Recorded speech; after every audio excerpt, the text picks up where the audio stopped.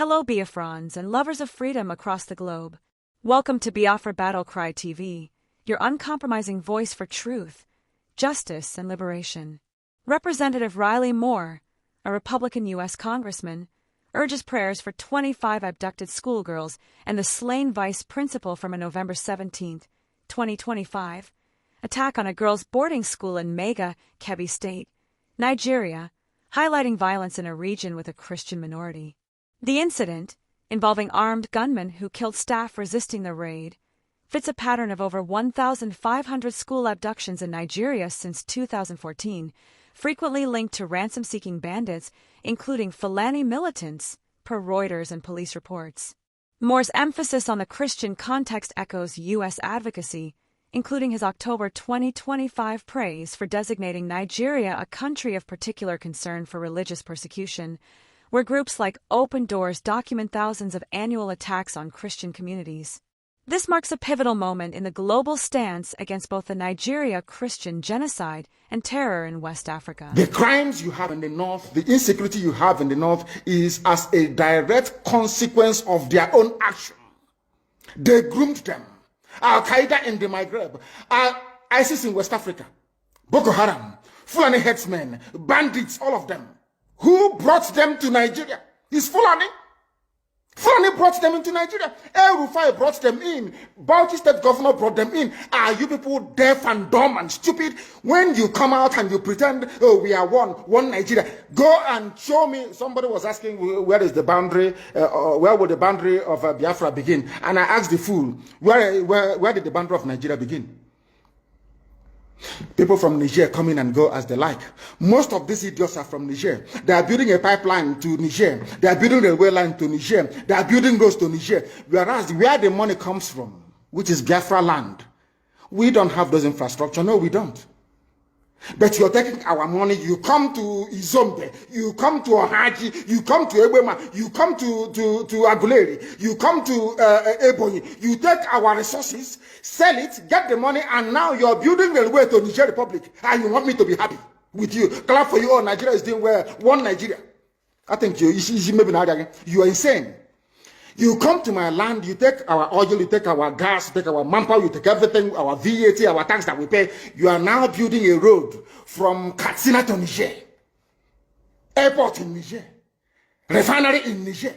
You take oil, crude oil from my land, you take it to Niger, you refine it, you bring it back to me as a refined petroleum, or as PPS as you call it.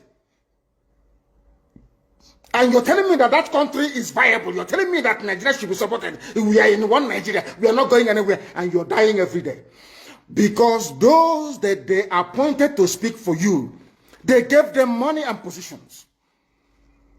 So that they will come out on the pages of newspapers to give the world the misleading impression that everything is okay, when things are not okay.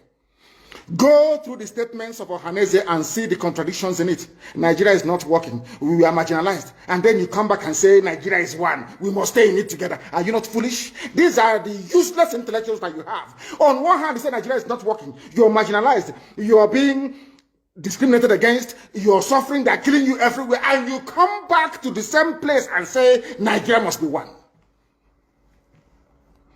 Had Nigerians gotten together to say they want to be part of this useless contraption, that's entirely their business. I'm a Democrat, I've subscribed to it.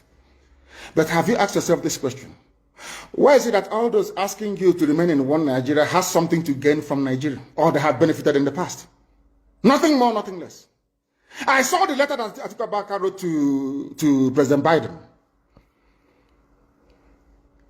In it, Atiku Abubakar said to come and help us fight terrorism, in order to ensure that there will be no regional destabilization. That is their game plan at the U.S. State Department for very many years, until we stepped in. They keep trotting out these lies. Once Nigeria breaks up, there will be destabilization in the entire region. I said it because you don't understand African history. Most of these people are not educated. When I say, they say I'm insulting them. No, I'm not insulting you. Most of you are not educated. In Africa, we are tribal creatures in Africa. In Africa, we are tribal creatures in Africa. We always go back to our village where we were born, where our umbilical cord, our long, where it was buried. That's where we come from. That is why every Christmas, Easter, New Year festival, or August meeting, you see us migrating back to where we come from. And I keep saying these things to Africans, they don't understand it. They don't understand it. Everywhere in Africa during Christmas, if you like, be in South Africa, if you like, let it be in Kenya, let it be in Rwanda, everybody from the capital goes to the village. If you go to Accra, the same thing happens. This past Christmas, if you like, go to Cotonou, go to Yaoundé in Cameroon. Everybody living in the capital cities of Africa, they go back to their villages. They go back to their tribes where they come from. Do they do that in the Western world? During Christmas, these people migrating from, oh, I come from Florida, I'm going to Florida. No, you don't. Because people come from where they are born. We come from where our ancestors were born. That is the difference between black people in Africa and those from Europe and other parts of the world. We come from, so if you ask somebody, where do you come from? He or she will mention their village. That is what makes us Africans. Very, very unique. If you destroy that, you're finished as a people. In Africa, we are tribal. First and foremost, we belong to our tribe where we come from. That is why our people need to appreciate this. Very, very critical. That Africa is restructured to recognize where people come from. All these artificial creations by Europeans, Nigeria, this and that, all that rubbish. That is why you can never ever make any progress for the next 6 billion years. You can never ever make any progress in the zoo. Why is it, if we are not tribal, why would a whole presidency come out, Fulani presidency come out and say, we are defending Fulani headsmen? A presidency of the whole of Nigeria, so to speak. It is because by instinct, we are tribal beings in Africa. That is why Nigeria is unsustainable. That is why the man from Ishekiri has to vote to say, this is where I want to belong to. That is why referendum is the only way forward. That is why Africa is poor. Africans must recognize that this is who we are. You cannot live in Lagos if you're an Igbo man. During Christmas, you start traveling to Sokoto. It's impossible. You must go to Igbo land. You must. That's where you come from. And if they ask you, oh, but you were born in Lagos, you will say, no, that's where my parents come from. They ask your parents will say, that's where my parents come from. They will keep going back until they get to perhaps the 100th generation. That is who we are. And nobody can change it. We are not born on the streets. Some people were born along Ijora or Kota Highway in Lagos. Maybe they are from Urobo. You ask them, where are you from? They say, I'm from Urobo. But I was born in, but this is where I come from. That is who we are. That is why all these useless, idiotic countries created in Africa cannot survive. It can never ever survive. And how do we stop it? Only a revolution can stop it. Only a revolution.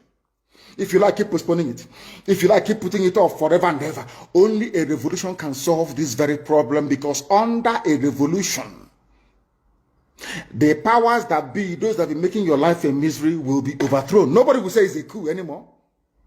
It is called popular uprising. Don't let anybody deceive you. Don't let anybody deceive you.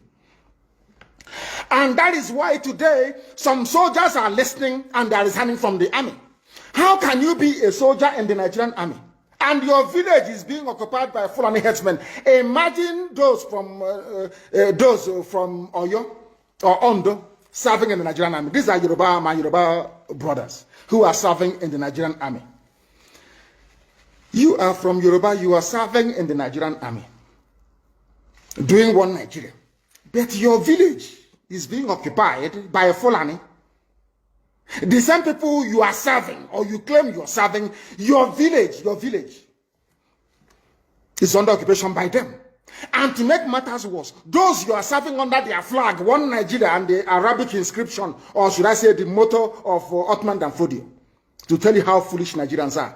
You don't know that the Nigerian emblem, the army emblem of Nigeria, is the motto of Ottoman Danfodio that he used to conquer Hausa people. You don't know that it is there. That's what they're using. You're fighting under the banner of your conquerors. Maybe in Sambisa forest. And now they are sending their advanced strike force into your village. And you're doing one Nigeria. I'm a Nigerian soldier. I'm a Nigerian army. That is why I commend the 127 soldiers that have resigned so far from the army.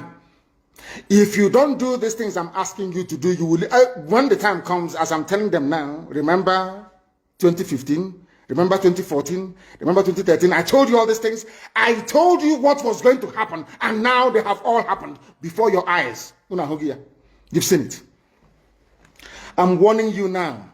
If you're serving in the Nigerian army, and you think you're loyal to Buratai, you think I'm serving my Nigeria is not a fatherland or motherland to anybody. Nigeria is not a motherland or fatherland to anybody. Nigeria is purely a British creation. A British creation. Because if Nigeria was to be a nation or country, there is no way those that call themselves the presidency Asoro can come out to support illegality in Ondo State. Because they know they are doing it for them. Why do you think they want to avenge and revenge for Sir Ahmadu Bello? Why?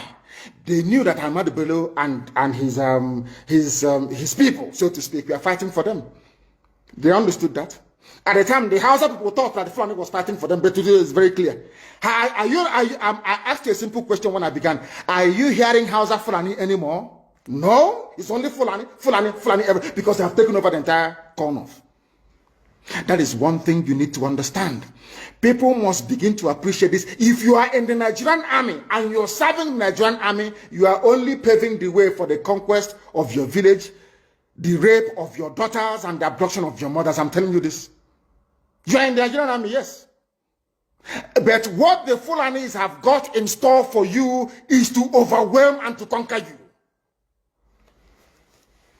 I feel sorry for those of you who are so foolish that they cannot resist. You've just heard a message that echoes the cries of the oppressed and the resolve of the free. At Biafra Battle Cry TV, we stand firm in amplifying voices that challenge tyranny and defend humanity. Stay vigilant, stay united, and never stop speaking truth to power. Until next time, keep the fire of freedom burning.